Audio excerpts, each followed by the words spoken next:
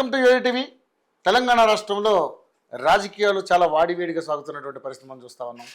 ఏదైతే కల్వకుంట్ల కుటుంబంలో అంటే ఆ కుటుంబంలో కుంపటి రేగినట్టే కూడా మనకు కనబడతా ఉంది. కారణం ఏంటంటే కుటుంబ కలహాలే ఈ రాజకీయాల్లో పెనుదుమారం రేపినటువంటి పరిస్థితి ఉన్నట్టుగా కూడా చాలామంది అభివర్ణిస్తూ ఉన్నారు. చాలామంది రాజకీయ విశ్లేషకులు కూడా దీని మీద మాట్లాడుతున్నటువంటి పరిస్థితి. ఏదైతే కవిత దాదాపుగా ఒక 3-4 నెలల నుంచి ఏదైతే తన తండ్రికి రాసిన లేఖ ద్వారా తన అసంతృప్తిని బయటపెట్టిందో అప్పటి నుంచి ఆ కుటుంబంలో అనేక రకాలుగా కలహాలు కలకలు రేపుతూనే ఉన్నాయి. మొత్తానికైతే తను బయటకు రావడం జరిగింది.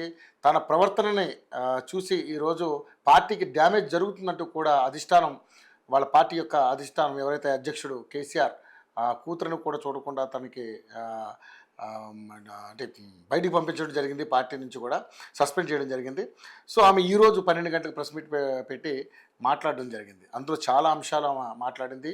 నిన్న కూడా ప్రెస్ మీట్లో ఆమె చెప్పిన మాటలు ఏంటంటే ఏదైతే కాళేశ్వరం విషయంలో ఆ అవినీతి మరకలు కేసీఆర్ కంటించింది కేవలం మన హరీష్ రావు, సంతోష్ రావు అని చెప్పి మాట్లాడిన తర్వాత ఆమె మీద రకరకాల బీఆర్ఎస్ పార్టీకి సంబంధించినటువంటి నాయకులు కావచ్చు, ముఖ్యంగా మహిళా నాయకురాళ్ళు కావచ్చు, అందరూ కూడా ప్రగతి భవనం మన టీఆర్ఎస్ భవన్ నుంచి కూడా వాళ్ళు స్పందించడం జరిగింది.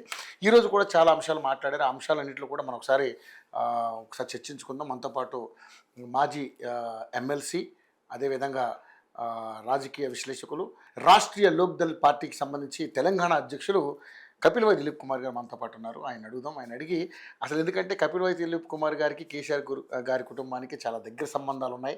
కేసీఆర్ గారితో చాలా సన్నిహితంగా చాలా ఏళ్లుగా ఆయన అతనితో పాటు నడిచినటువంటి సందర్భాలు ఉన్నాయి. కాబట్టి నాకు తెలిసి ఆ కుటుంబంలో ఉన్నటువంటి లోకలోకలు కావచ్చు, ఇంకేమైనా కావచ్చు, అన్నీ బాగా తెలిసిన వ్యక్తి ఈయనే. కాబట్టి ఈయన అడుగుదాం. అడిగి ఆయన ఏం చెప్తారో ఆయన మాటలు తెలుసుకుందాం. నమస్తే సార్. అంటే తెలంగాణ రాష్ట్రంలో కాంగ్రెస్ పార్టీ పనితీరును చూసిన తర్వాత అరే ఈ పార్టీ పరిస్థితి ఏంటనేది కూడా చాలాసార్లు మనం చర్చించుకున్నాం. ఎందుకు గతంలో ఉన్నటువంటి టీఆర్ఎస్ పార్టీ 10 ఏళ్ళు అధికారంలో ఉంటే వాళ్ళు చేస్తారని హామీలు చేయలేక, వాళ్ళ అహంకారాన్ని తట్టుకోలేక ప్రజలందరూ కూడా బుద్ధి చెప్పి కాంగ్రెస్ పార్టీకి అవకాశం ఇచ్చారు. సో కాంగ్రెస్ పార్టీ పరిస్థితి గురించి కూడా మనం చర్చించుకున్నాం. వాళ్ళు చేసే విధి విధానాల గురించి కూడా మనం మాట్లాడుతున్నాం. కాకపోతే ఇప్పుడు అధికార పార్టీని ఏదైతే ఇరుకుని పెట్టడానికి మంచి జోషలో ఉన్నటువంటి పార్టీ ఏది ఉందంటే 39 సీట్లతోటి బీఆర్ఎస్ పార్టీ ఉంది. కానీ ఆ బీఆర్ఎస్ పార్టీలో 10 మంది ఆల్రెడీ ఎమ్మెల్యేలు కాంగ్రెస్ పార్టీలోకి రావడం, ఆ పార్టీ మీద ఇంకా కాస్త దిగజారుతున్నట్టుగా కూడా చాలా కనపడుతుంది. ముఖ్యంగా చూస్తే కవిత విషయం వచ్చిన తర్వాత కూడా మొత్తం కూడా ఆ పార్టీ అంతా కొలాప్స్ అయినట్టుగా కూడా చాలామంది రాజకీయ విశ్లేషకులు మాట్లాడుతున్నారు. ఏంటి సార్ అసలు కవిత గారు ఈ రకంగా బయటకు వచ్చి ఆమె అసహనాన్ని వెలగక్కడం వెనకాల కారణాలు ఏంటి? ఈరోజు ప్రెస్ మీట్లో కూడా చూసాం, చాలా మాట్లాడారు. వాళ్ళ అన్నగారిని గడ్డం పట్టుకుని బతిమాలారంట, తన మీద కుట్ర జరుగుతుంది, దాన్ని మీరు ఒకసారి కనిపెట్టండి, దాని మీద యాక్షన్ తీసుకోండి అని చాలా రకాల అంశాలు మాట్లాడారు. ఏంటి సార్ అసలు ఏమనుకుంటున్నారు? మీ విశ్లేషణ ఏంటి అసలు? ఒకటి, కవిత మీరు అన్నట్టుగా సుదీర్ఘకాలంగా ఫ్రస్ట్రేషన్ గురై ఉన్నదా? సుదీర్ఘకాలంగా మనం ఇద్దరు కూడా అనుకున్నాం. అవును, మన గతంలో ఈ చర్చ వచ్చింది మనకు. అప్పుడు కవిత పార్టీ పెట్టని తప్పని పరిస్థితి వచ్చిందని కూడా నేను అన్నా. మన దాంట్లోనే వచ్చింది అది. ఓకే, అంటే she's being driven towards compulsion. ఆ కంపల్షన్ నుంచి ఆమెకు వేరే మార్గం లేదు, పార్టీ పెట్టడం తప్ప అని కూడా నేను చెప్పాను గతంలో. ఇప్పుడు అదే నిజమని మనకు ప్రూవ్ అయింది. ఎందుకంటే సస్పెన్షన్ దాకా ఆమె కామెంటరీ కానీ కార్యాచరణ కానీ దారి తీసింది. ఎందుకు అంటే మనం చూసాం, ఎప్పుడైతే లిక్కర్ స్కామ్లో ఆమె ఇరుక్కుందో ఆ టైంలో ఏ పద్ధతిలో అయితే స్పందించాలో ఆ పద్ధతిలో బీఆర్ఎస్ శ్రేణులు కానీ, బీఆర్ఎస్ అధినేత కానీ, కేటీఆర్ కానీ, హరీష్ కానీ, సంతోష్ కానీ స్పందించలేదనేది ఆమె చాలా ఓపెన్గా కూడా మాట్లాడింది. ఆమె హ్యాపీ లేదు ఆ విషయంలో. అప్పటి నుంచి మొదలైంది కూడా. బయటకు వచ్చిన తర్వాత జైలు నుంచి ఆమెకు ఉత్తరాలు రాసే పరిస్థితి. తండ్రికి ఉత్తరాలు రాయడం ఏంటి అసలు? దాదాపు 8 ఉత్తరాలు రాసిందంటే. 8 ఉత్తరాలు రాశాను, 9 ఉత్తరం లీక్ చేశారు, దయ్యాలు ఇవన్నీ చెప్పింది. యాక్చువల్లీ 8 ఉత్తరాలు మీరు రాయడం ఏంటి? స్టేట్ వెళ్ళిపోవాలా, మాడుకోవాలా, ఏమైనా ఉంటే డిస్కస్ చేసి బయటికి రావాలి. కానీ అంటే ఆ గ్యాప్ ఉంది అక్కడ. సంతోష్ అనేవాడు మరొకళ్ళు ఆమెకు అపాయింట్మెంట్ కూడా ఇవ్వనటువంటి పరిస్థితి, తండ్రి దగ్గర కూడా అపాయింట్మెంట్తో పోవాల్సిన పరిస్థితి, అది ఇవ్వనటువంటి పరిస్థితి కనబడదు. అది డెఫినెట్లీ ఆమెను ఫ్రస్ట్రేషన్ గురి చేసింది. సో ఆ పార్టీలో జరుగుతున్నట్టు విషయాల గురించి ఈ మధ్య కాలంలో ఆమె మాట్లాడడం మనం విన్నాం. నిజంగా తండ్రి కూతురు మధ్య అంటే ఉండకూడదు, అలాంటి పరిస్థితులు ఉంటాయా? ఉండకూడదు. చాలా విచిత్రంగా అనిపిస్తుంది. విచిత్రంగా మన పేపర్లో కూడా ఆమె కొడుకు విదేశాలకు పోతున్నప్పుడు ఆశీర్వాదం కోసం పోతే ఒక మనవడిని మాత్రమే లోపలికి పిలుచుకొని ఆశీర్వదించి పంపాడు, కూతుర్ని ఆయన పలకరించలేదని పేపర్లో వచ్చింది. మనం అనుకోవడం కాదు, పేపర్లో వచ్చింది ఆ ఆ విషయం. లీకులు కూడా సంతోషరావు హరీష్ రావు ఇచ్చారని కూడా వచ్చింది అన్నట్టుగా ఆమె అంటుంది, ఆమె చెప్తుంది ఇవన్నీ కూడా జరిగినవి జరగనట్టు ఇవన్నీ కూడా కల్పిస్తున్నారు, కావాలని కుట్రలు చేస్తున్నారని అంటూ కాళేశ్వరం సంబంధించిన అవినీతిలో అది సిబిఐకి తండ్రికి ఆ మరకలు అంటడం అనేది తనకు ఇష్టం లేదు. నిజానికి వీటికి బాధ్యులంతా హరీష్ రావు, సంతోష్ ఇట్లాంటి వాళ్ళే తప్ప, చుట్టూ ఉన్న వాళ్ళు తప్ప ఆయనకు సంబంధం లేదని ఆమె అంటుంది. కానీ మనం ఎప్పటి నుంచో అనుకుంటున్నాం, ఎందుకంటే ఓవరాల్ ఇన్ఛార్జ్ అనేవాడు ముఖ్యమంత్రి, ఆయన కన్సల్లోనే మంత్రులు ఉంటారు. పాలసీ డెసిషన్స్కి కర్త కర్మ క్రియ ఆయనే అని కమిషనే నిర్ధారించింది. కాబట్టి ఈరోజు ఆమె వచ్చి ఈయనకి సంబంధం లేదని అన్నంత మాత్రాన ఆయన దాంట్లోంచి విముక్తి అవుతాడని నేను అనుకోను. ఎందుకంటే ఆమె ఏ విధంగా ఇన్వెస్టిగేషన్ చేయలేదు, ఆమె ఏజెన్సీ ద్వారా చేసింది కాదు కదా, ఆమె జ్యుడిషియల్ కమిషన్ ఎంక్వైరీ చేసింది. కాబట్టి ఆయన పాత్ర లేదు అనడం తప్పు, నెంబర్ 1. నెంబర్ 2 ఏంటంటే ఎస్, హరీష్ అనేవాడు కొంత చెప్పి కొంత చెప్పకుండా ఆయన దృష్టిలో లేకుండా ఆయన అవినీతి చేస్తుంటే చేసి ఉండొచ్చు, చేశారు అవినీతి అని ఈమె చెప్తుంది. ఇప్పుడు మనందరం ఎన్నోసార్లు అన్నాం కాళేశ్వరం అంతా కుంభకోణమే అని అంటే, మనం మాట్లాడితే ప్రైమ్ మినిస్టర్ అన్నాడు, హోమ్ మినిస్టర్ అన్నాడు, Kaleshwaram is nothing but ATM for KCR family అన్నమాట సాక్షాత్తు ప్రైమ్ మినిస్టర్ అన్నాడు. అప్పటి నుంచి కూడా మనకి ఇందులో అవినీతి జరుగుతున్న విషయం తెలుసు. కాళేశ్వరం మంచి ప్రాజెక్టా కాదా అది వేరే విషయం, ఆ చర్చ వేరు, అవసరమా కాదా. కానీ అది 40-50 వేల కోట్లలో అయిపోవాల్సిన ప్రాజెక్టుకు 1,00,000 కోట్లు ఖర్చు పెట్టారు, కాస్ట్ని హైప్ చేశారు, అందులో పైసలు దండుకున్నారన్నది కదా అభియోగం. అవినీతి గురించి మాట్లాడుతున్నాం, ప్రాజెక్ట్ గురించి కాదు. సో ఆ ప్రాజెక్ట్ కూడా అవసరం లేని దగ్గర కట్టారనేది ఇంకో చర్చ. సో ఇప్పుడు కేసీఆర్ అనేవాడికి ఎంత తెలుసు ఎంత తెలియదు అనేది ఈ అమ్మాయి బయటికి తీసుకొస్తుంది. మా నాన్న వెన్నపూస శుద్ధపూస హిమాలయం అంత ఎత్తు అని అంటే ఎట్లా, అది యాక్సెప్టబుల్ కాదు. ఎందుకంటే ఆ అమ్మాయి ఆమె అన్నది కరెక్టే. ఇప్పుడు తన పెళ్లి సందర్భానికి పెళ్లి చేయడానికి కూడా అందరి డబ్బులు లేకపోవడం, అక్కడ ఇక్కడ అప్పులు తెచ్చుకునే సందర్భం ఉండొచ్చు 2001 కంటే ముందు. 2001 నుంచి ఆయన ఉద్యమ పార్టీని ఎంచుకున్న తర్వాత మీకు జ్ఞాపకం ఉంటే కేసీఆర్ ఆలే నరేంద్ర, నేను చెప్తున్నాను మీకు, ఆలే నరేంద్ర ఆయన బయటికి బహిష్కరించినప్పుడు బీసీల పట్ల మా నాయన గొప్ప న్యాయం చేసిన పార్టీ మరి విజయశాంతిని ఎందుకు బహిష్కరించారు, ఆల నరేంద్రని ఎందుకు వెలివేశారు, ఈ చర్చకు వస్తాయి. వాళ్ళు కూడా బీసీ లీడర్స్ కదా, టాప్ లీడర్స్, కొంత చేశారు కదా తెలంగాణ ఉద్యమానికి. వాళ్ళు కూడా కాస్తో కూస్తో మోసారు. అట్లాంటి వాళ్ళని నేను బహిష్కరించాడు. అకారణంగానే చెప్పాలి, నిజం చెప్పాలంటే అకారణంగా. ఎందుకంటే 2 ప్రెస్ మీట్లు మీరు చూసారు, నేను చూశాను. ఆర్ఎన్ నరేంద్ర ఏమన్నాడు ఆ రోజులో, ఉద్యమం ముసుగులో కేసీఆర్ ఆయన మేనలు వీళ్ళంతా కూడా లూటీ చేస్తున్నారు అన్నాడు. చాలా మందిని ఆంధ్ర వాళ్ళని బెదిరిస్తున్నారు అన్నాడు. అది నారాయణ ఇది చైతన్య నారాయణ కాలేజీలు కావచ్చు, లేకపోతే సినిమా ఇండస్ట్రీ కావచ్చు. ఒకానొక సందర్భంలో మీకు సినిమా ఇండస్ట్రీ వాళ్ళు ఇక్కడ షూటింగ్ చేసుకోవాలంటే కూడా కప్పం కట్టాల్సిన పరిస్థితి వచ్చిందని నిర్మాతలు బతుకున్నారు. ఎందుకంటే వీళ్ళు ఇండస్ట్రీలో కూడా చేశాడు, జెండాల బాతి ఆపి వీళ్ళని బెదిరించిన సందర్భం ఉద్యమకాలంలో మనం చూసాం. అది ఆర్ నరేంద్ర అన్నాడు, ఇట్లా ఇండస్ట్రియలిస్ట్ని బెదిరించారు, ఉద్యమం ముసుగులో దందాలు చేస్తున్నారు, డబ్బులు వసూలు చేస్తున్నారు. ఆర్ నేనంటాం కాదు, నరేంద్ర ఇంటర్వ్యూ. కాబట్టి నేను ఒక అంశంలో నేను కూడా ప్రత్యక్ష సాక్షి, మీకు తెలుసు ఇవన్నీ జరిగినాయి. కాబట్టి ఏవి కూడా కేసీఆర్ తెలియకుండా జరిగాయని మనకు కూడా వీల్లేదు. ఒకటి 1,00,000 నాగళ్లతో రామోజీ, ఆ తర్వాత రామోజీ ఎడిపోయిందో మనకు తెలియదు అధికారంలోకి వచ్చినాక. ఆ 1,00,000 నాగళ్ళు కనపడలేదు, ఒక దున్నోడు లేడు, అవునా కాదు. ఇవన్నీ కూడా ఆయన నాలెడ్జ్లో లేకుండా జరిగాయి. మా నాన్న చాలా అంటే 2001 కంటే ముందు ఆమె తెలిసిన కేసీఆర్ వేరు, 2000 to 2007 కేసీఆర్ వేరు. వీళ్ళు ఎవరు ఎప్పుడు వచ్చారు, కవిత కేటీఆర్ 2007 వచ్చారు. అప్పటికి సగం ఉద్యమం అయిపోయింది. వీళ్ళు కేంద్రంలో ఆయన లేబర్ మంత్రిగా ఉన్నాడు, ఇక్కడ ఒక 1 year పాటు రాజశేఖర రెడ్డి మంత్రివర్గంలో ఇంక్లూడింగ్ హరీష్ రావు వీళ్ళందరూ మంత్రిలో పనిచేశారు. ఆ తర్వాత మళ్ళా ఈయన కొంత దూరం నడిపి నాకు చేత కాదని ఎత్తేసిన సందర్భంలో అప్పుడు జేఏసీని నిర్మాణం చేసిన తర్వాత జేఏసీ దాన్ని లేపింది, సకల జిల్లా పోరాటం వైపు తీసుకెళ్ళింది. అప్పుడు తెలంగాణ వచ్చింది. ఆ దాంట్లో వీళ్ళు ఉన్నారు. అప్పుడు జేఏసీ రోల్ పెద్ద రోల్ కానీ ఓ కవిత కానీ లేకపోతే కేటీఆర్ది అంత పెద్ద రోల్ లేదు సెకండ్ ఫేజ్లో. వీళ్ళంతా సెకండ్ ఫేజ్లో ఉన్నటువంటి వాళ్ళే. దీన్ని 2 భాగాలు విభజిస్తే 2008 వరకు వీళ్ళు లేని అమెరికాలో ఉన్నారు. కాబట్టి ఆ తర్వాత ఆయన ఏ విధమైన పరివర్తన చెందాడు, లేబర్ మినిస్టర్ ఉన్నప్పుడు ఆయన మీద ఆరోపణలు ఏంటి తెలియదు. సిబిఐ మరకలు ఎట్లా అంటుతాయి మా డాడీ మీద అని అన్నది కదా, బాధపడ్డది కదా, తప్పేం లేదు, కూతురుగా సహజమే ఆమె బాధపడడం. ఎందుకంటే అంతకుముందు ఆయనకు సిగరెట్ డబ్బా కూడా డబ్బు లేని గోనెప్రకాశ్రావు ఉన్నాడుగా, సిగరెట్ డబ్బా కూడా డబ్బు లేనటువంటి కేసీఆర్. నిజమే. అంత మరి కేటీఆర్ ఏంటి సార్ అట్లా మాట్లాడుతున్నారు, ఏది మా నాన్నగారు పుట్టుకతోనే కుబేరుడు, 100 ఎకరాలు ఉన్నాయని. మీరు గోనెప్రకాశ్రావు అడగండి, ఆయన చరిత్ర గురించి నాకంటే ఎక్కువ నీకు ఆయన ఎక్కువ చెప్తారు కదా. ఎక్కువ గోవిందప్రకాష్ గారికి నేను కూడా చూసా కదా. అవును. 2001 నుంచి ఆయన లేబర్ మినిస్టర్ అంత వరకు, ఆ తర్వాత కాలంలో కేసీఆర్ ఎన్ని కష్టాలు పడ్డాడు ఉద్యమం నడపడానికి. ఎక్కడెక్కడ డబ్బులు వసూలు చేశారంటే ఎందుకు చేశారు, ఉద్యమం నడపడానికి చేశారు అనుకోవాలి. కాంప్రమైజ్ కావాల్సిందే. కొన్ని సందర్భాలు ఆయన చేసిన తప్పులంతా అలాంటి వాళ్ళు కూడా కప్పిపుచ్చాం. అందువల్ల ఇక్కడ ఆయన చేసింది ఉద్యమం కదా, అది ఎవరు కూడా ఉద్యమానికి కట్టుబడి ఉండాల్సి వచ్చింది. అప్పుడు కొన్ని విషయాలు మీరు కూడా దాల్సి వచ్చింది. మనం మాట్లాడాల్సిన పరిస్థితి లేదు. ఎందుకంటే అది ఆ రోజుల్లో జయశంకర్ గారు చెప్పారు, నువ్వు మీరు కేసీఆర్ క్రిటిసైజ్ చేస్తే కడుపు దించుకుంటే కాళ్ళ మీద పడుద్ది, కాబట్టి నువ్వు ఆంధ్ర వాళ్ళ ముందు చులకన కావడానికి వీల్లేదు, మీ ఉద్యమం మీరు చేసుకుంటే ఆయన ఉద్యమం ఆయన చేసుకుంటా అని చెప్పాడు. మాకు ఆయన వార్నింగ్ ఇచ్చాడు జయశంకర్ గారు మాకు మాట్లాడడానికి వీల్లేదు అనేటువంటి. అది నిజంగా కూడా చాలామంది ఉద్యమకారులు కావచ్చు, మీడియా కావచ్చు, ఆయన కూడా కొద్దిగా కాపాడు. మీరు ఈవెన్ ఆయన చేసినటువంటి దీక్షను కూడా మీరు ఎగ్జాంపుల్ తీసుకుంటే, ఆ దీక్ష దొంగ దీక్ష అని లగడపాటి రోజు ఒక బులెటిన్ రిలీజ్ చేశాడు. తెలంగాణ ప్రజలు దాన్ని నమ్మలే, ఆ బులెటిన్ ఇగ్నోర్ చేశారు. ఆయన ఏమన్నాడు, ఓ 10 రోజులు అయిన తర్వాత కీటోన్స్ డెవలప్ కావాలా, కీటోన్స్ డెవలప్ అయ్యేపోతే ఆయనకు ఎనర్జీ పెరుగుతుంది, లెవెల్స్ పెరుగుతున్నాయి, స్టేబుల్గా ఉన్నాడు ఈయన అన్నాడు. అంటే ఎవరు నమ్మలే. మనం హెల్త్ బులెటిన్స్ తీసుకొచ్చి ఇచ్చాడు Lagadapati, but we never believed, we didn't want to believe.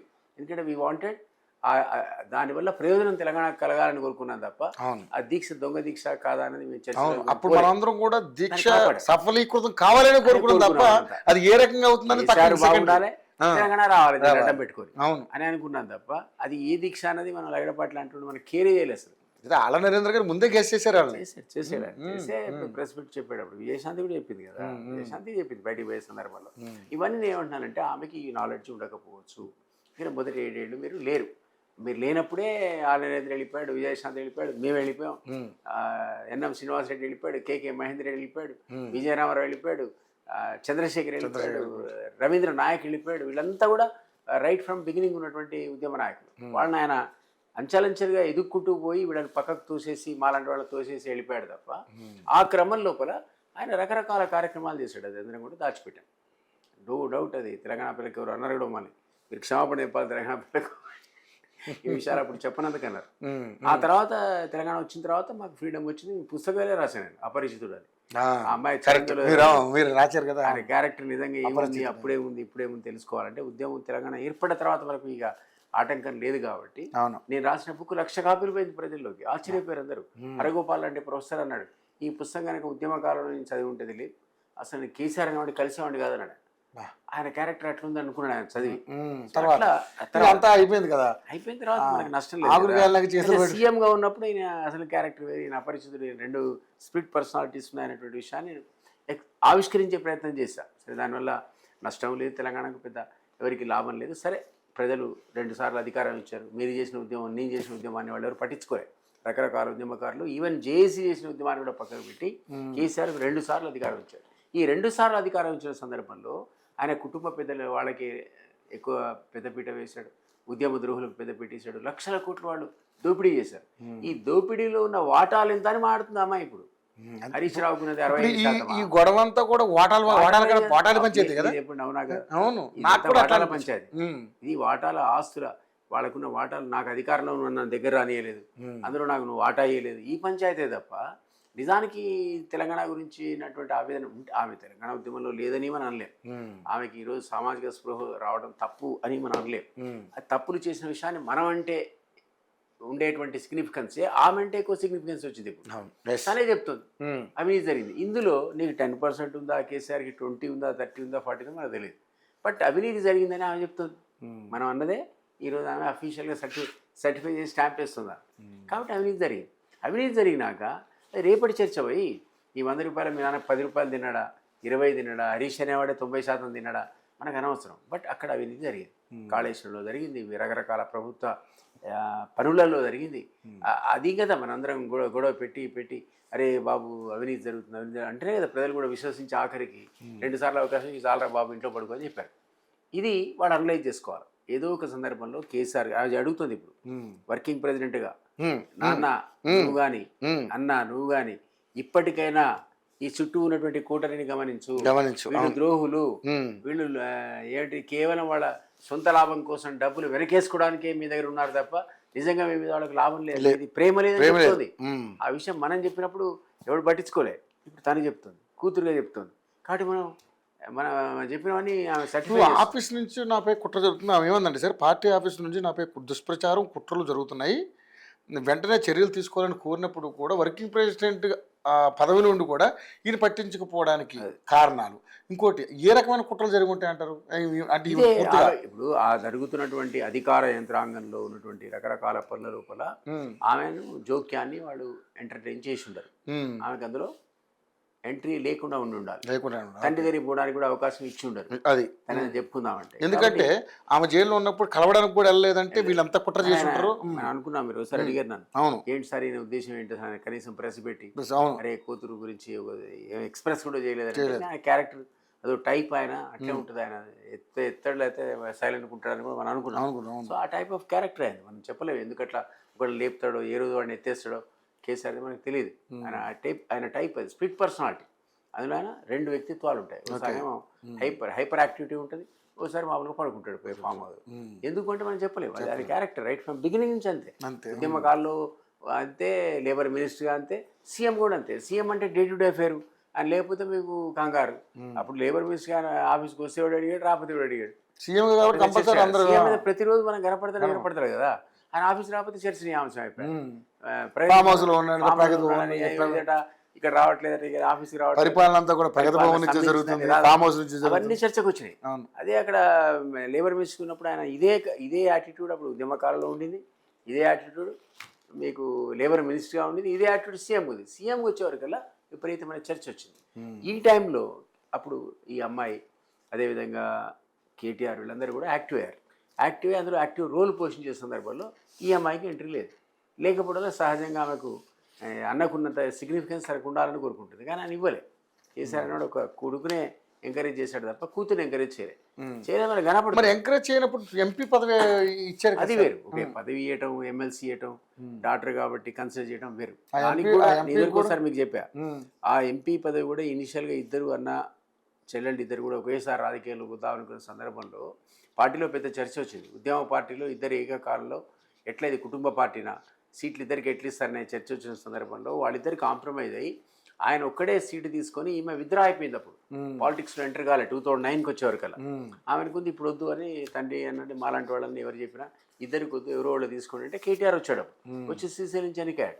ఈమెకు అప్పుడు అవకాశం లేకపోయింది. కానీ ఇంతకుముందు కూడా నేను చెప్పాను మీకు, ఆ తర్వాత ఆమె జాగృతి పేరు మీద ఒక సంస్థను పెట్టి రకరకాల కార్యక్రమాలు తెలంగాణలో నిర్వహించి పటిష్టమైనటువంటి సంస్థాగత నిర్మాణం చేసి తనకున్న కెపాసిటీ చూపించింది. అది చూసి కేసీఆర్ అనేవాడు ఇక పక్కకు నెట్టే పరిస్థితి లేదు అక్కడ.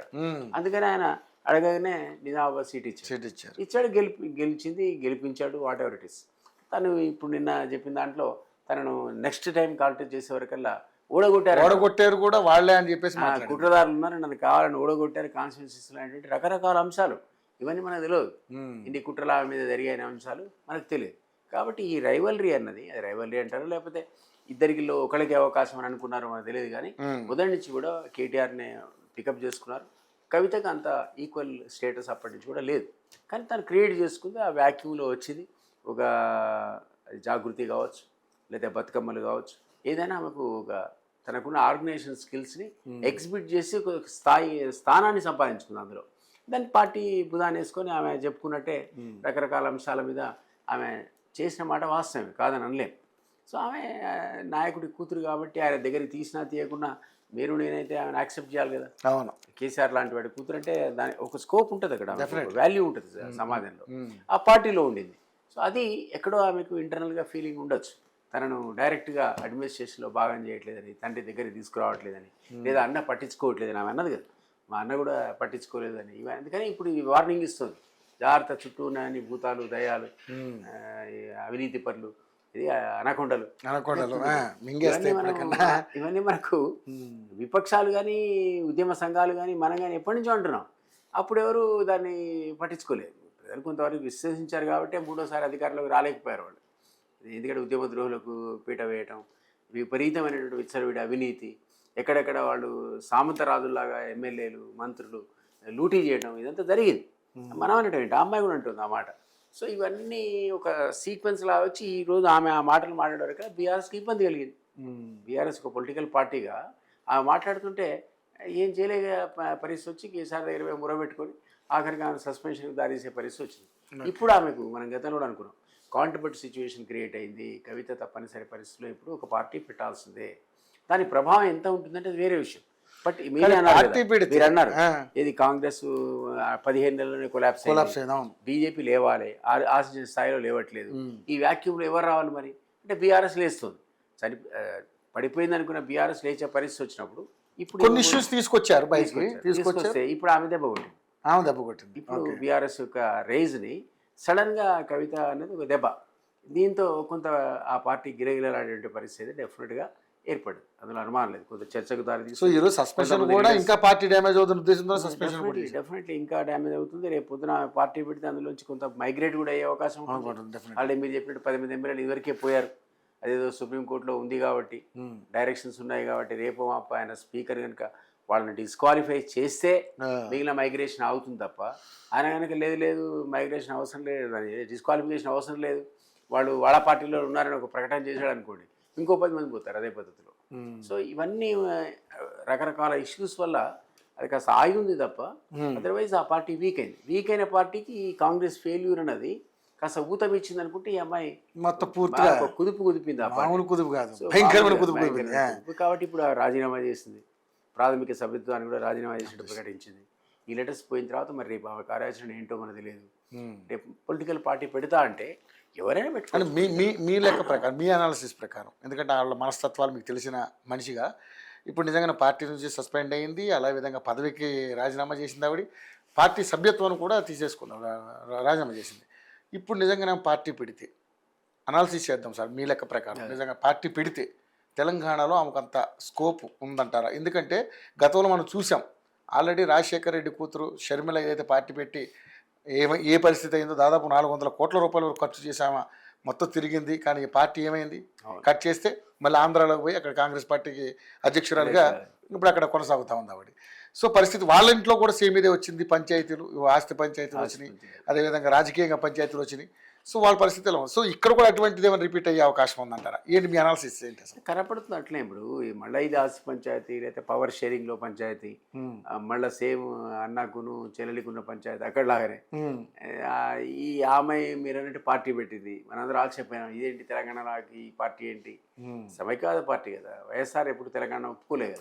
అట్లాంటి ఆయన కూతురు వచ్చి మరి తెలంగాణ కూడా అనుకుంటే చెప్తాం ఏమైనా లేకపోయినాం. ఆమె బడి కూడా జనాలు తిరిగారు, గట్టిగా తిరిగారు. ఇక్కడ ఉన్న నాయకులందరూ చాలా మంది సపోర్ట్ చేశారు, పెద్ద పెద్ద వాళ్ళు. మనం కొండారెడ్డి చాలా మంది ఉన్నారు, అనుకోని వాళ్ళు అసలు. అవును, ఏపూరి సోమన్న లాంటి వాడు, జయపూర్ సోమన్న, ఇవన్నీ మనం ఊహించినవి కావు. కానీ అప్పుడు కూడా మనకి ఎప్పుడు క్వశ్చన్ మార్క్ ఉండేది, ఏంటి అమ్మాయి ఇక్కడ ఇంతగా తిరుగుతుందని. సడన్గా దుకాణం ఎత్తేసి అక్కడ పోయి కాంగ్రెస్కి అధ్యక్షురాలుగా రావడం చూసాం మనం. ఇక్కడ ఈఎంఐ కూడా స్కోప్ లేదని మనం అనలేము ఏ పొలిటికల్ పార్టీకైనా. మీకు తెలుసో తెలియదు, 40-50 పార్టీలు, రిజిస్టర్డ్ పార్టీలు ఉన్నాయి తెలంగాణలో. తెలంగాణ పేరు మీద ఉన్నాయో 10-15 ఉన్నాయి. ఇప్పుడు ఇవాళ కూడా పేపర్లో తెలంగాణ పేరు మీద పెడుతుంది అని వచ్చింది. అవును, కాబట్టి ఆమె పెడితే ఎవరు ఆపలేరు.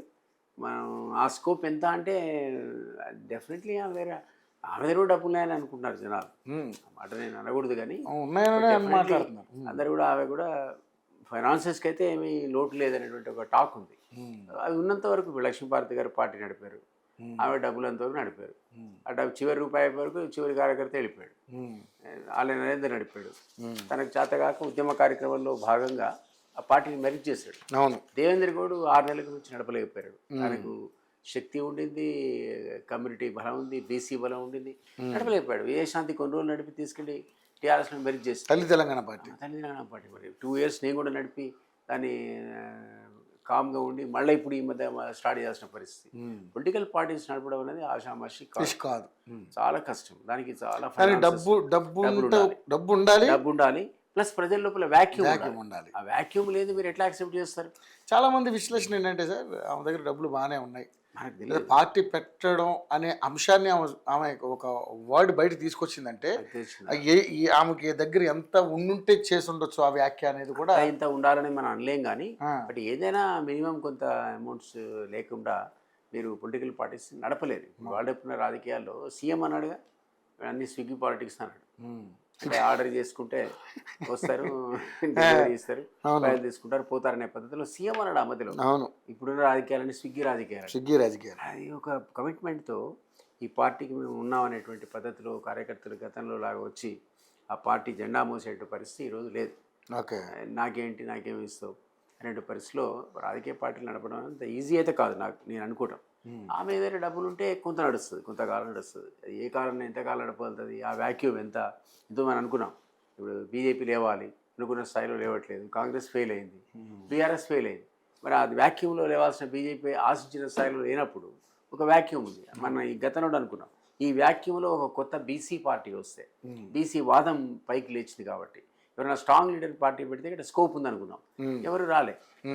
మళ్ళీ ఈమె నేను సామాజిక తెలంగాణ అని ఈమె అగ్రవర్ణాలకు చెందిన బీసీ నినాదం ఈవిడ ఎత్తుకుంటుంది. ఇంకోటి ఆవిడ ఒక మాట మాట్లాడింది సార్, ఏంటంటే బీసీలకు న్యాయం చేసిన నేత అంట కేసీఆర్ గారు. ఏం న్యాయం చేశారు సార్? నాకు తెలిసి అన్నీ చెప్పుకోవడానికి ఉంటాయి కానీ ఇప్పుడు దళిత ముఖ్యమంత్రి అన్నాడు, చేయలేదు. ఇంకో మాట కూడా ఉంది సార్, ఆవిడ 3 ఎకరాలు అన్నది కదా, 3 ఎకరాలు ఏకైక నాకు ప్రకటించడం వరకే చేశాడు ఆయన. నాకు తెలిసి 10,000 ఎకరాలు పంచారు.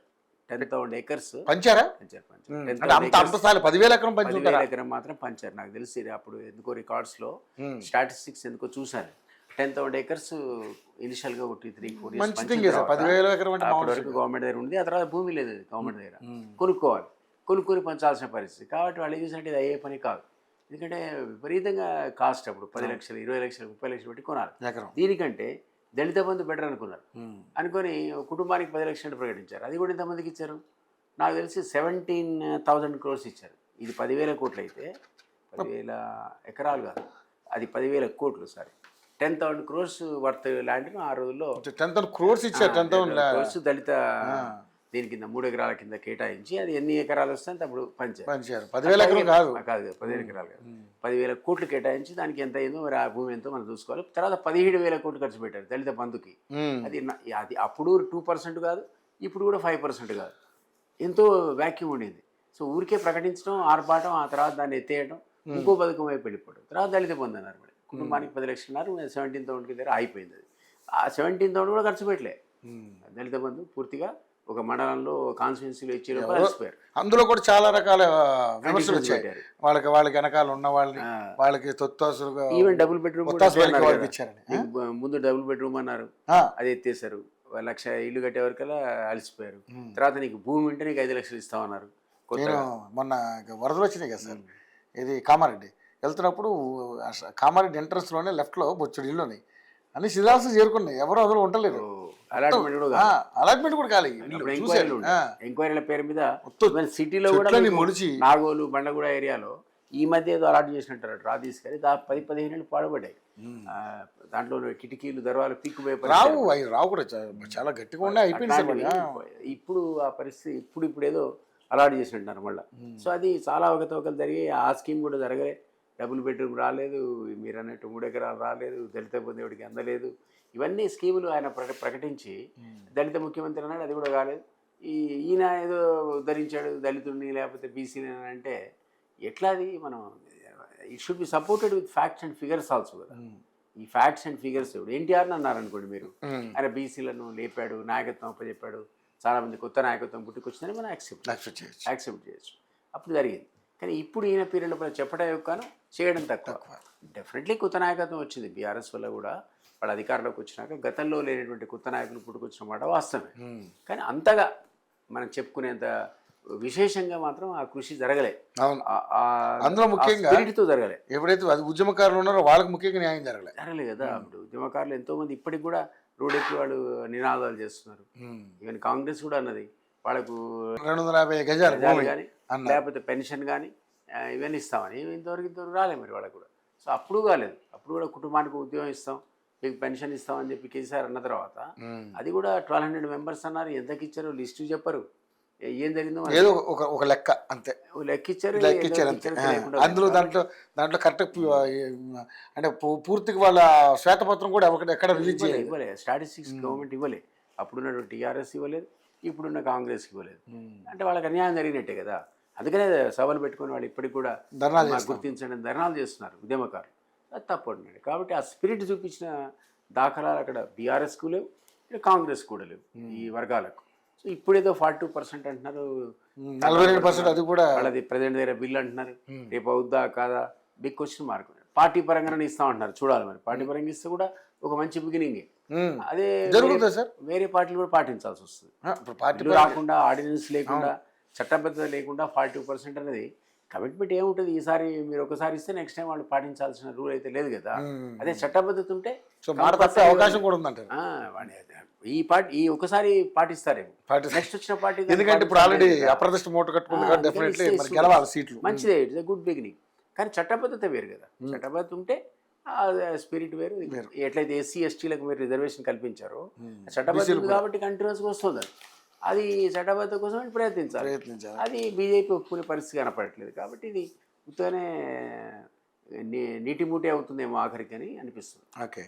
ముఖ్యంగా చూసుకుంటే కేసీఆర్, కవిత వీళ్ళంతా కూడా ఒక దొంగ నాటకం ఆడుతున్నారు. ఇదంతా కూడా కేవలం ఇది జనాల్ని కన్ఫ్యూజ్ చేసి మభ్యపెట్టి కన్ఫ్యూజ్ చేయడానికి ఆడుతున్నారు తప్పితే ఇదంతా వాళ్ళలో ఒకటే అని అంటున్నారు సార్. మళ్ళీ కొత్త రకం ఒకటి బయటకు వస్తుంది. ఏంటి సార్ దీని మీద ఏమన్నా చెప్పాలనుకుంటున్నారా? అంటే నిజంగానే కవిత బయటకు రావడం అనేది ఒక నాటకమేనా? అట్లా అని చెప్పలేము. ఆ సీక్వెన్స్ ఆఫ్ ఈవెంట్ చూస్తే న్యాచురల్గానే సస్పెండ్ చేసినట్టు కనపడుతుంది. అందుకని నా కంపల్షన్ వైపు నెట్టివేయబడుతుంది.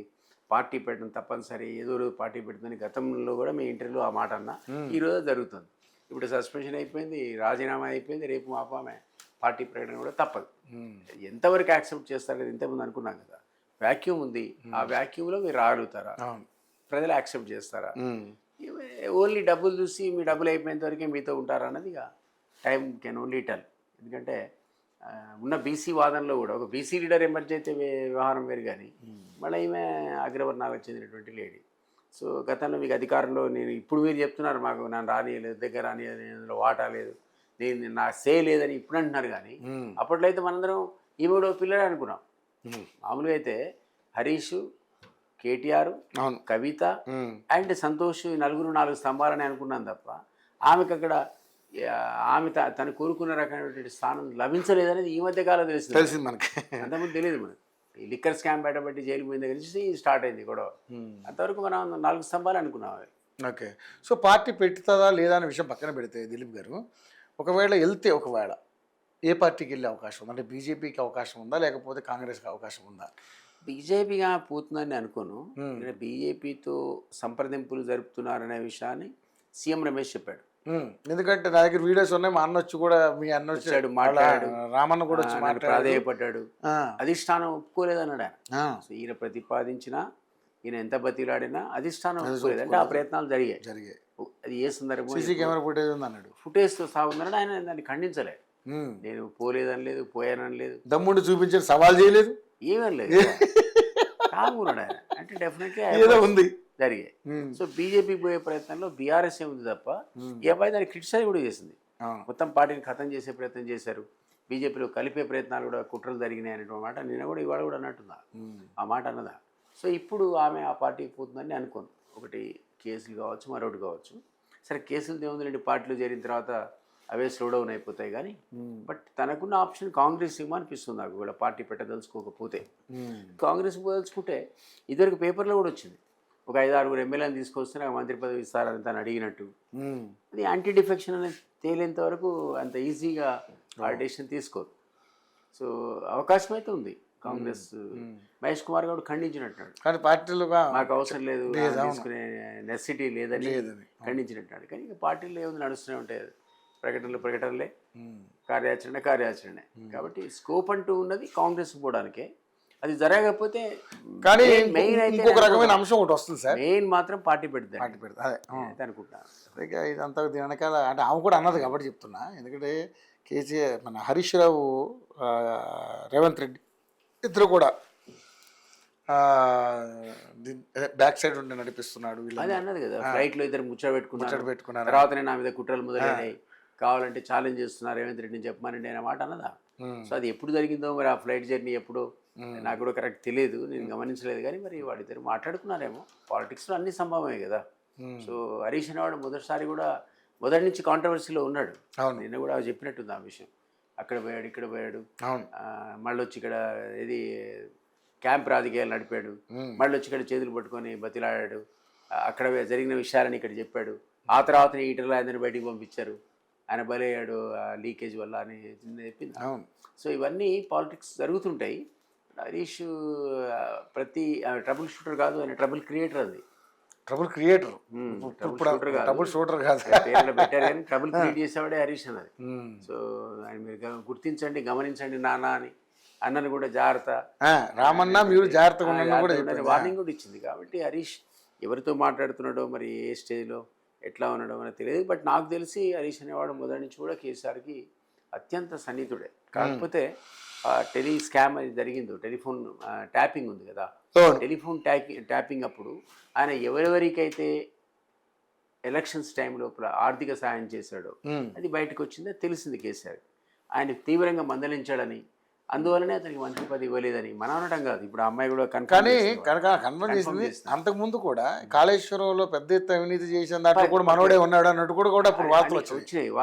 అందుకే ఆయన ఆ మంత్రి పదవి శాఖ తప్పించారని కూడా వచ్చింది. అవును, శాఖ తీసేసి వేరే శాఖ ఇచ్చారని కూడా వచ్చింది. అది అవన్నీ మనం అనడం కాదు. ఇప్పుడు ఆమె చెప్తాను అప్పుడు విపరీతంగా సంపాదించాడు, అసలు బాధ్యత ఆయనదే, ఆయన కావాలని తప్పించారు. అదే ఆ మరకలన్నీ కూడా కేసీఆర్ కనిపిస్తున్నాడు. అది కూడా ఆ స్కామ్ కి సంబంధించిన మరకలు కూడా ఈ మా నాన్నకేంటి అని ఉండొచ్చు, మనకు తెలియదు. ఇప్పుడు వాటాలు ఎవరికి ఎంత వచ్చాయి ఇప్పుడు మనం ఎట్లా డిసైడ్ చేయగలుగుతాం? కాళేశ్వరం కమిషన్ అయితే కర్త కర్మ క్రియ అంతా కేసీఆర్. వాళ్ళేమి 100% అపర భగీరథుడు, డిజైనరు అన్ని ఆయనే కదా సార్. మనం కూడా అన్నాం అది, ఆయన ఎవరి మాట ఇల్లేదు, అన్ని తానే నిర్వహించాడు అని ఎప్పటి నుంచో అంటున్నాం మనం. అంతా ఆయనే డిసైడ్ చేస్తాడు, ఇంజనీర్ ఆయన. అన్ని మెగా ఇంజనీరింగ్ సంబంధించి మెగా కృష్ణారెడ్డికి ఆయన కూడా ఉందంట అంటున్నారు. విన్నాము. డెఫినెట్లీ అతను అందరికీ డబ్బులు ఇచ్చాడని రూమరే కదా. అన్ని పొలిటికల్ పార్టీస్ కూడా చందాలు ఇచ్చాడు. అప్పుడున్న పెద్ద కాంట్రాక్ట్లు ఇప్పుడు కూడా ఉన్నాయి ఆ ప్రాజెక్టులో, మళ్ళీ వాళ్ళే పంచుకున్నారు అనేది తీవ్రమైన ఆరోపణలు ఉన్నాయి. అది ఇద్దరు ఇంజనీర్లను ఏసీబీ రైడ్ చేస్తే 1000 కోట్లు పట్టుబడ్డాయి. ఇక మనం అన్నవన్నీ నిజమే కదా. కాళేశ్వరం మీద మన అభియోగాలన్నీ కూడా కరెక్ట్ అన్నట్టే కదా. సో 30-40 వేల కోట్లలో అయిపోవాల్సిన కాళేశ్వరం 1,00,000 కోట్లు తీసిపోయినప్పుడు మిగిలిన 50-60 వేల కోట్లు ఎవరు పంచుకున్నారు? ఆ వాటాల్లో మనం కరెక్ట్ చెప్పలేకపోవచ్చు, కానీ అవినీతి జరిగిందన్నది క్లియర్ కనపడుతుంది. ఆ వాటాల్లో తేడా ఉందని ఈ అమ్మాయి చెప్పిన దాంట్లో కనపడుతుంది. కానీ మా నాన్నకి ఏం సంబంధం లేదు, ఆయన శుద్ధపూస వెన్నపూస అంటే నేను కూడా యాక్సెప్ట్ చేయాలి. ఇంపాసిబుల్ లేదు. ఓవరాల్ కంట్రోల్ అతనిదే, రెస్పాన్సిబిలిటీ అతనిదే, బాధ్యత వహించాల్సింది. అందుకే ఆ జస్టిస్ కమిషన్ ఆ మాట అనేది కర్త కర్మ క్రియ అంతా కేసీఆర్ అని పేపర్లు వచ్చినాయి కదా, బాహాటంగా పేపర్ హెడ్లైన్స్ రాశాయి, అన్నీ తానే వ్యవహరించిన కేసీఆర్ అని. అది ఆయన ఫేస్ చేయాల్సి వస్తుంది అంటున్నాను నేను. అవును, తెలివిగా సీఎం దాన్ని బీజేపీ కోర్టులో నెట్టేశాడు ఆ బాల్. అవును, ఎందుకంటే లోకల్ బాడీలో తనకి ఎక్కడ అరెస్ట్ చేయాల్సిన పరిస్థితి వస్తే అవును వెంటనే నెక్స్ట్ ఏం చేయాలి? సిట్టేసో ఏసీబీ చెప్పి అరెస్ట్ చేయాలి. అవును, చేస్తే లోకల్ బాడీస్ వస్తున్నాయి. ఆ ఇంపాక్ట్ సింపతి వస్తే పొలిటికల్గా కాంగ్రెస్ నష్టం అవుతుందని అనుకొని ఆయన అసెంబ్లీ ద్వారా చర్చ ద్వారా ఒక మైలేజ్ తీసుకున్నాడు. నెక్స్ట్ ఏం చేశాడు? దీన్ని సత్వరంగా దీన్ని యాక్షన్ తీసుకోవాలని రిక్వెస్ట్ చేసుకుంటూ సిబిఐకి తోసేశారు. తోసేయగానే తెలివిగా తప్పించుకున్నాడు. కాంగ్రెస్ ఇప్పుడు తన మీద కడుక్కుంది మంచిగా, బీజేపీ నేత మీద పడేసింది అది. సో బీజేపీ అటు వెయిట్ అండ్ సీ వాళ్ళు ఎంత త్వరగా. నిజంగా ఇది ఇప్పుడు అప్పుడు తేలదని మనం చాలాసార్లు అనుకున్నాం. కానీ ఇప్పుడు సిబిఐకి అప్పగించిన తర్వాత ఇంకా అసలు ఇప్పుడు అవ్వదు అనేది ఒక కన్ఫర్మేషన్ అయితే వచ్చింది. కారణం ఏంటంటే దాదాపుగా 5,000 చిల్లర ఎంతో అన్ని కేసులు పెండింగ్లో ఉన్నాయండి సార్. అవును, దాంట్లోనే జగన్మోహన్ రెడ్డి కేసులే చాలా ఉన్నాయి. వాళ్ళ బాబాయ్ హత్య కేసు కూడా ఒక కేసులు 10 ఏళ్ళ నుంచి ఉంటున్నాం మనం. కాలేజీ రాలేదు. సో ఇది కూడా రకంగా అయిపోయి ఉండొచ్చు. కానీ ఇనిషియల్ అరెస్ట్ ఉంటే ఉండొచ్చు, అది మనకు కాదలే కదా. ఇనిషియల్గా అరెస్టులు ఉంటాయి. అది ఇంజనీర్లు కావచ్చు, ఇతర ఆఫీసర్లు కావచ్చు, హరీష్ కావచ్చు, మరొకళ్ళు కావచ్చు, అండ్ సీఎం కావచ్చు, ఫార్మర్ సీఎం అరెస్టులు జరగవచ్చు. తర్వాత వాళ్ళు కోర్టుకు పోతారు, బెయిల్ తీసుకుంటారు, ఇక నడుస్తూనే ఉంటాయి వాయిదాల మీద వాయిదాలు చొప్పున. ఏళ్ల తరబడి మన కళ్ళెదురు కనపడుతుంది. కానీ వాళ్ళు కూడా అరెస్టుకు సిద్ధంగానే ఉన్నాం, దానివల్ల సెంటిమెంట్ వస్తుంది. దాన్ని తగులుద్దాం అనుకొని కాంగ్రెస్ బదనాలు చేద్దాం అనుకున్నారు. అది ఇప్పుడు బీజేపీ మీద పడదు. సిబిఐ కప్పకి బీజేపీ చేశారు దాన్ని అన్నిటిగా. Okay, right sir, thank you. మరిన్ని అంశాల మీద మళ్ళీ మమ్మల్ని థ్యాంక్ యూ సో మచ్.